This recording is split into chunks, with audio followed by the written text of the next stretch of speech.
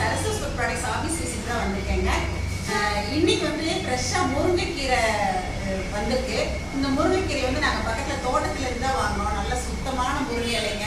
அதை வாங்கிட்டு வந்து தண்ணியில் நல்லா வாஷ் பண்ணிட்டு அது தண்ணியை நல்லா வடி விட்டு அதை வந்து நல்லா இலையாக உருவிட்டு அதை வந்து நிழல்லையே உணர்த்திட்டு அதுக்கப்புறம் கொஞ்சம் சன்லைட்டில் வச்சுட்டு ரொம்ப சேஃபாக ரொம்ப சுத்தமான முறையில் தான் நாங்கள் இந்த முருங்கைக்கீரை மிக்ஸ் சூப் மிக்ஸ் ரெடி பண்ணுறோங்க. இந்த சூப் மிக்ஸ் வந்து நீங்கள் சாதத்துலேயும் போட்டு பிசைஞ்சு சாப்பிடலாம்.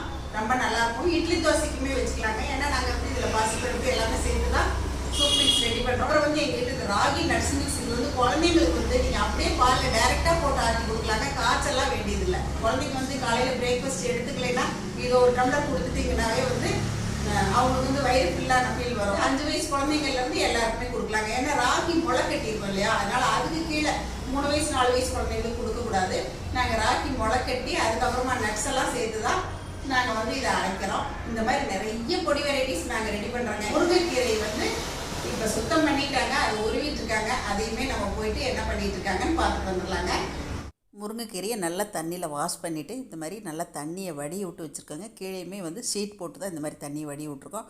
அடுத்தது ராகி நட்ஸுக்கு ஒரு பக்கம் இந்த மாதிரி முளைக்கட்டின ராகி காய வச்சுருக்கோம் நிலையிலேயே. அடுத்தது மாப்பிள்ளை சம்பா புட்டு மாவுக்கு ஒரு பக்கம் அரிசி சுத்தம் பண்ணி காய வச்சுருக்காங்க. இப்போ முருங்கை இலையில் தண்ணி நல்லா வடிஞ்சதுக்கப்புறமா இப்போ உள்ள ஆஃபீஸில் கொண்டு வந்து கீழே வந்து நல்லா துணி விரித்து போட்டுட்டு இப்போ சுத்தம் பண்ண ஆரம்பிச்சிடுறாங்க. அதில் இருக்க பழுப்பு இலையெல்லாம் எடுத்துட்டு நல்லா இந்த மாதிரி உருவிடுவாங்க. உருவினதுக்கப்புறம் இதை வந்து நிழல்லையே காய வச்சுருவாங்க. ஒரு 2-3 நாள் நிழல்லையே காய வச்சுருவாங்க.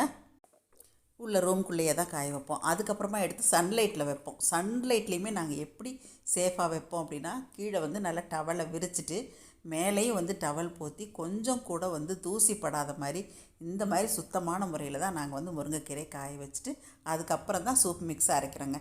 பாருங்கள், இந்த மாதிரி அரைச்சாதான் கலர் வந்து நமக்கு பியூராக கிடைக்குங்க. சூப் மிக்ஸ் எங்ககிட்ட ரெடியாக இருக்குங்க. மற்ற பொடி வகைகளும் இருக்குது. இப்போ எல்லாமே கொரியருக்கு பேக் ஆகிட்டு இருக்குதுங்க. சேஃபாக கொரியர் அனுப்பி வைப்போங்க.